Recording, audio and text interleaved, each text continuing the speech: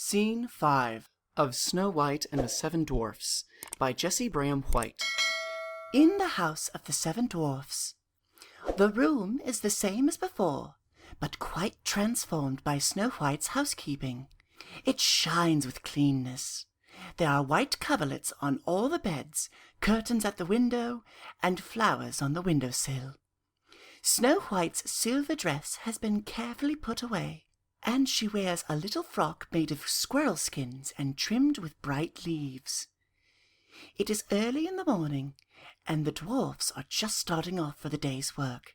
Each carries a neat little basket of luncheon, which Snow White has put up, and each wears a bright bow tie which she has made for him.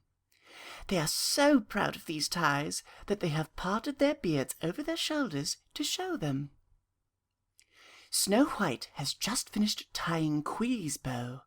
She pats it into shape, kisses him, and says, "There, off you go." Couldn't you please give us all another kiss? No, indeed.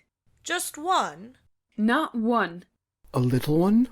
No, that's the rule. One a day, morning and night, but not both.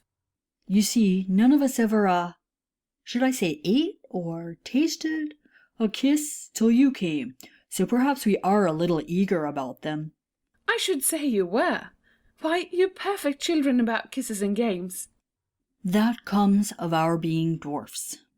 You see, no dwarf is ever born till he's 50. So, as we've never been young, we enjoy games all the more now. Oh, I understand, you little old ass, but I still mustn't spoil you. And that reminds me, you're not to come home any more in the middle of the morning to play games. Tuesday you came back at 11, Wednesday at 10, and yesterday morning at 9. What sort of way to work is that? I know, but... Now, not a moment before 5 today, because... This is a secret. I'm going to make an enormous cake with sugar frosting for supper. Now off with you. Well, brothers, ready. Today we go into the forest for firewood. March. In their usual military file, the dwarfs march off into the forest. Snow White stands in the doorway, waving her hand after them till they are out of sight. Then, with a little sigh of content, she returns to the room. Oh, I'm so happy here. I've never been so happy in all my life. Of course I miss their maids of honour and the others, but the dwarfs are so funny and loving and kind. She looks out of the window. It's a beautiful day. I wonder if I shall ever see Prince Florimond again. Stop that, Snow White. You wonder about him much too often.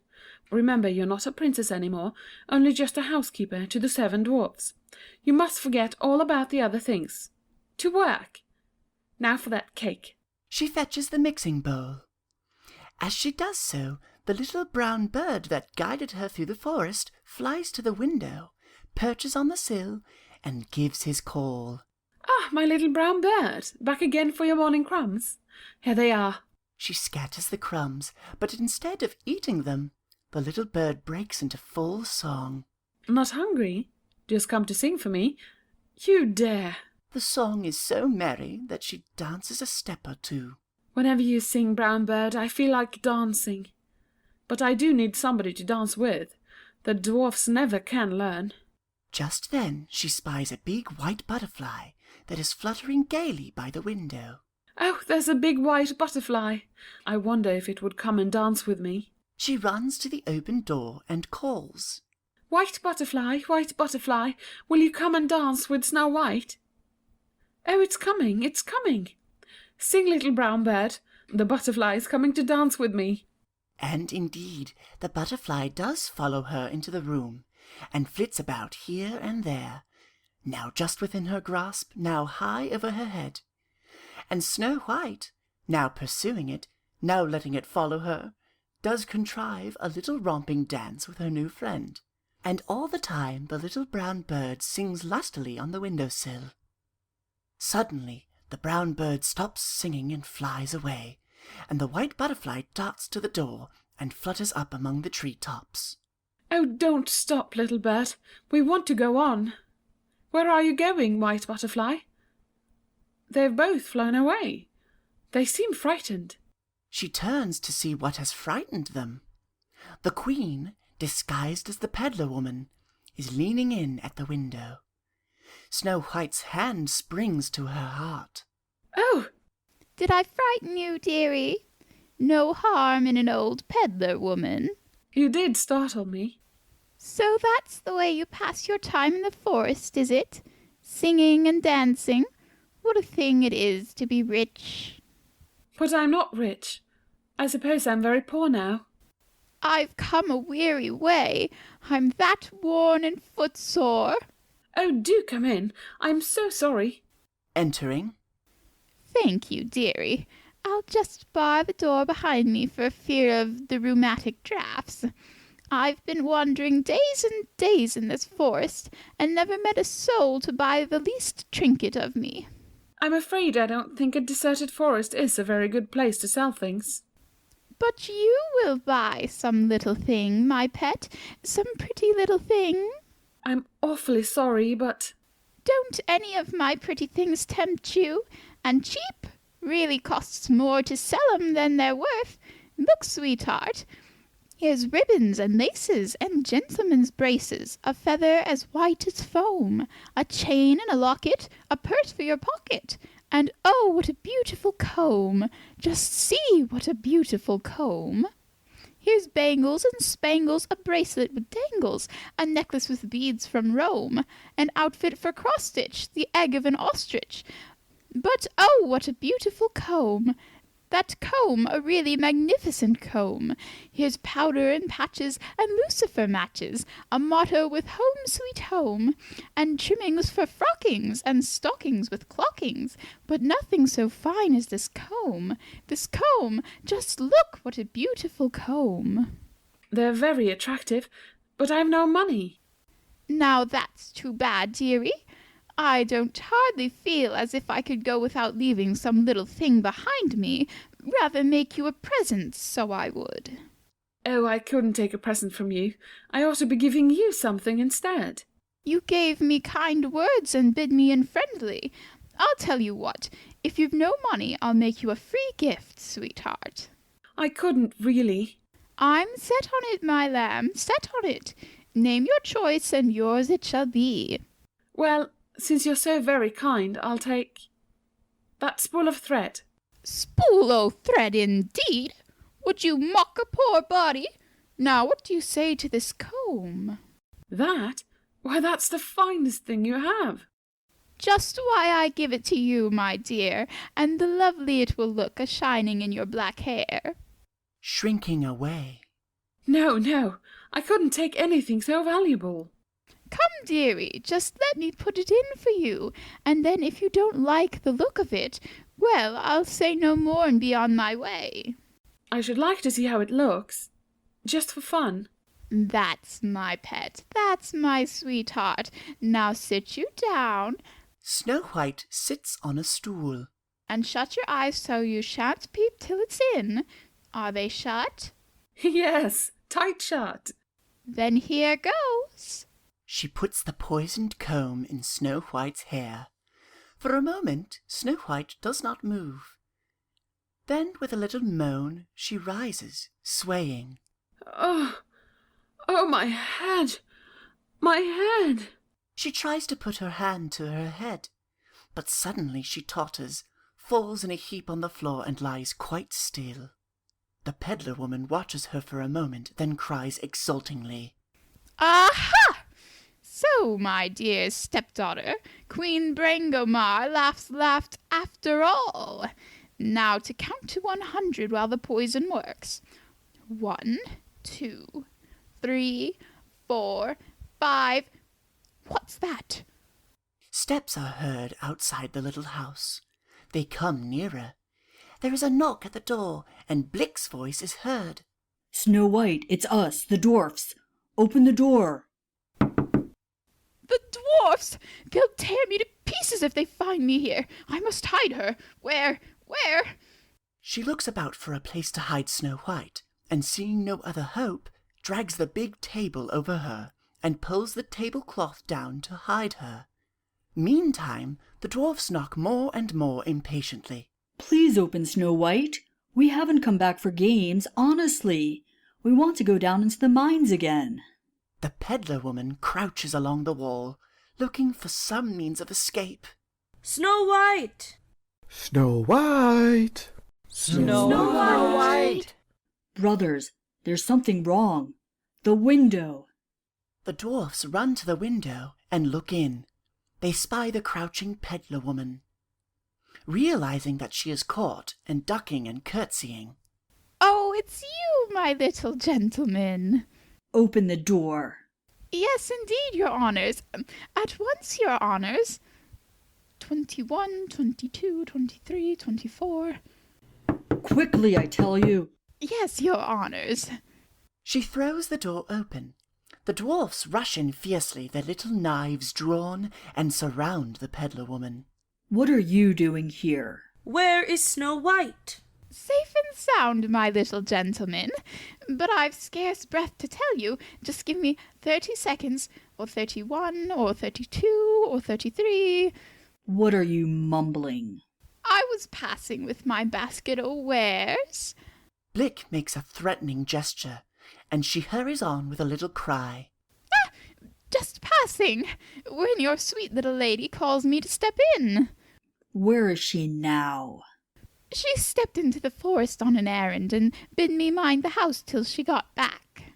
Errand? What errand? How long has she been gone? A matter of seconds, your honour. 50 seconds, maybe, or 51, or 52, or 53, or 54. Well, you need stay no longer. Go. Yes, your honours. Certainly, your honours.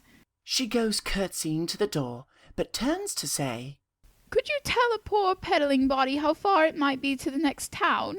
Is it 55 miles now, or 56, or 57, or... Be off, or we'll lay hands on you. With a little scream, the peddler woman makes off, but as she passes the window, she is heard still counting. 58, 59, 60, 61... till her voice dies away in the distance. Brothers, something's wrong. What errand could Snow White have in the forest? And why didn't we meet her? She'd never leave the house in her charge. Unless she was frightened. And ran away. That's it! She may be hiding in the forest now. Quick, brothers, go east, west, north, and I'll go south. All the dwarfs rush out except Blick, who hesitates. Yet it's not like Snow White to be frightened. I wonder... Suddenly he spies something on the floor near the table. It is one of Snow White's slippers that came off when she fell, and which the peddler woman had overlooked. What's that? Her slipper? Brothers, brothers, she is here! Here is her slipper! Search the house! The dwarfs rush back into the room and begin to seek under the beds and behind the pump, but Flick pulls up the tablecloth and cries, Look, here she is! They move the table away and kneel about her in consternation. She has fainted. Water! Is she hurt? Unlace her bodice. It's loose. She's breathing faintly. What's that in her hair? A comb. She never wore it before. Out with it. He draws the comb from Snow White's hair, but suddenly hurls it away, crying. Ooh, it burned my fingers. Poisoned? Look! Snow White's eyelids flutter and she sighs. See? Her eyes. She's coming too. Oh, what happened? Snow White. I was talking with the old peddler woman. Ah, the old woman. And where is she? Why, there's the comb. The comb? She wanted to give it to me. I let her put it in my hair just to see how it looked, and then I must have fainted. Brothers, that comb was poisoned. She tried to poison our Snow White. To poison me? Perhaps it may have been the comb. But she didn't. You saved me, didn't you, my dear brothers? I'm all alive again, and quite well. See? She rises. Brothers. He draws his knife and the others follow his example. Snick, you stay to guard Snow White. The rest follow me. They hasten toward the door. Stopping them, Where are you going? to catch that peddler woman. Oh, please don't. Why should she want to poison me? The only one who might want to harm me is Queen Brangomar. Snow White, I believe that was Queen Brangomar. Oh, no. Brangomar is very beautiful. But she knows magic. She may have disguised herself. Come, brothers. Barring the way. Oh, please, please don't go. She might harm you. Harm us? Let me go, Snow White. Clinging to him. No, no. Listen. If that was Brangomar, she'll think I'm all dead now and won't try again. But if she finds out that I'm still alive, she might. Don't you see? I see, but Oh, I ask you, please. it's not fair to ask us please. But I do. I ask you, please, please, please. As he sheathes his knife. Well, this time. But brothers, we must guard our princess more carefully in the future. Yes, Indeed. Snow White, promise that when we're away, you will keep the door barred and never let anyone in. No matter who they are. No matter what they look like. Oh, I'm not afraid. But you must promise solemnly. Oh, very well, I promise. Truly, ruly, black and bluely, cross my heart. Now let's forget all about such disagreeable things. I'll tell you, let's declare this morning a holiday. Dancing with delight. A holiday! And we'll all play a game before you go back to the mines. Hip, hip, hurrah! Hurrah! Shall we play Blind Man's Buff, or Pass in the Corner, or Snap the Whip? Blind man's buff, puss in the corner, and snap the whip. All three? Well, Blind Man's Buff first. Clear away! They clear the floor for games and begin with Blind Man's Bluff. The dwarfs always want Snow White to choose who shall be blindfolded. They never can agree among themselves. And she chooses Glick. Now, Glick is a very spry old fellow, and he nearly catches Wick on the very first dash. So nearly that Wick only escapes by crawling under a bed. Next, he corners Quee, but Quee is so small that he creeps out between Glick's legs. It is a long while before Glick can touch anybody else, and indeed he only catches Snick at last, because Snick trips over his own long beard and falls flat. Even then it takes Glick some time to tell whom he has caught, for the dwarfs are all very much alike. But at last Glick feels a bump on Snick's bald head that came at least 125 years ago, when an enormous diamond fell on him in the mines, and has never gone away again. Next they play Puss in the Corner, and get so excited about it that they clamber all over the clean, starched coverlets that Snow White had only just finished ironing. So she is relieved when the game is over. Finally comes Snap the Whip. They snap it so hard that when the line breaks, they all fall down, puffing and holding their old sides. And little Quee, the snapper, has to turn 4 complete somersaults before he can stop. No sooner have they got breath again than they all surround Snow White, dancing up and down and crying, More, more, more, more. But she shakes her head firmly. Dear me, no. Remember, I have that cake to bake before supper. You really must go, and don't come back till 5. Oh, please make it 4. Or 1:30 anyhow. No, 5. Not a moment sooner. Well, brothers, march. And down they all file into the underground passage, leaving Snow White alone. Hasn't this been a morning? I only got as far with that cake as a bowl. Now, first the flour. She puts some flour in the bowl, and then suddenly remembers. Gracious! I almost forgot my promise to bar the door. She bars the door, but as she does so, she hears in the forest a distant sort of chanting song. It comes nearer. What's that? Somebody singing? I was only just in time. Why, they're coming here. You can hear the words of the chanting clearly now. They are, Anybody want to buy any sort of baker's pie? Pies, pies, pies, pies, pies! Oh, a baker man selling pies. Really, people do have the most curious idea about this forest. the person coming is, as a matter of fact, Queen Brangomar in another disguise. She suspected that the dwarfs might take the comb from Snow White's hair before the poison had time to do its work. So she hastened back to the witch, who wasn't a bit glad to see her, and with a dose from the orange bottle transformed herself again, this time into the likeness of the one-eyed pieman. Then she, or I suppose I should say he, hastened back to the forest, and now, after spying about to make sure that the dwarfs are not near, has approached the house with the tray of pies on his head. The pieman, close behind the door now. Anybody want to buy any sort of baker's pie? Pies, pies, pies, pies, pies! He knocks at the door. Snow White does not answer.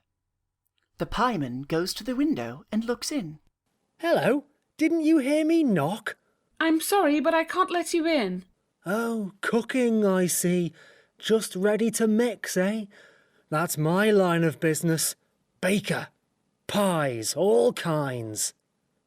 Pumpkin, custard, veal and ham, chocolate, lemon, squash and lamb, gooseberry, blueberry, peach and quince, chicken, coconut, apple, mince. I really don't want any, thank you. Of course not. No good cook would ever eat a baker's pie, and you are a good cook. Well, I've had some experience. I can tell that by the hitch of your apron. Now, my specialty is apple pies, and... Oh, please don't offer to give me one. I couldn't take it. Who was offering? I just wanted to ask your opinion. I beg your pardon. Of course I'll give you my opinion. You know that old apple tree half a mile back? Do those apples make good pies? I don't know. They look splendid. Here's one I picked. It's as red and white as your face. If it is a good pie apple, I'll go back and get a sackful. You can't tell from the looks, you know. Some are too sweet and some are too sour.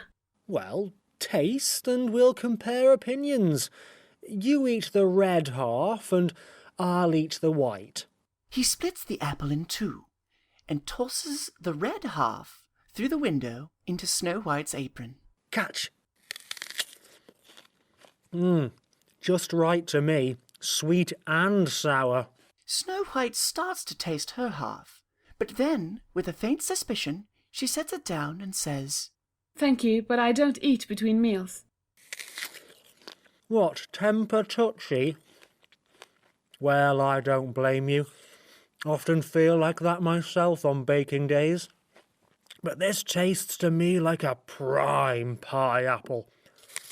I advise you to get some. Look to your baking. Good day. Anybody want to buy any sort of baker's pie? Pies, pies, pies, pies, pies. He makes off into the forest. I was horrid to him. He only wanted my advice. He didn't try to come in. It is a splendid apple. She looks at it longingly. If it's good, I could make the dwarfs an apple dumpling apiece. He ate his half. She bites the red cheek of the apple. Suddenly she grasps her throat, whirls about once, falls, and lies quite still. After a moment, the face of the pieman appears at the window, peering in cautiously. Ah, she did taste it. I thought she would if I went away. But there must be no mistake this time. No more mistakes. He leans through the window, and with his staff pries up the bar that fastens the door. First, off with this disguise. Old days 9. Pot in the porridge peas. Cold porridge peas. Hot porridge peas. And instantly the pieman's outward appearance changes, and it is Queen Brangamar in her royal robes that sweeps into the room and hastens to Snow White's body. Kneeling beside Snow White. No breath, no heart, quite dead at last.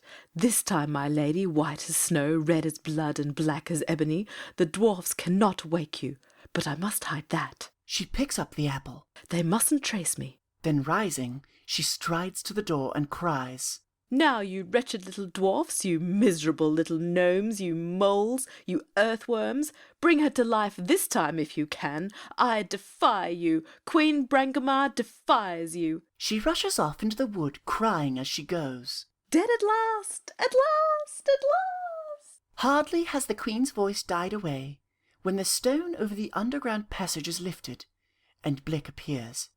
Did you call, Snow White? I was standing guard, and I thought I heard... He sees Snow White's prostrate body. He goes to her and touches her hand. It is cold. With a voice of agony, he cries down the passage. Brothers! Brothers! The curtain falls. After a moment, it rises again. It is moonlight now, and the dwarfs, with lighted lanterns, are grouped about the bed on which they have laid Snow White. All day long they have tried to restore her.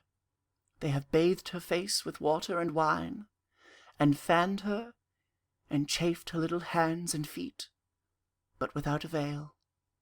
After a long silence, Blick speaks. There is no hope, my brothers. There is nothing more to do. Our Snow White is dead. One by one, they kneel about her silently, but little Quee, unable to restrain his tears, falls sobbing at her feet. Again, the curtain falls. End of Scene 5.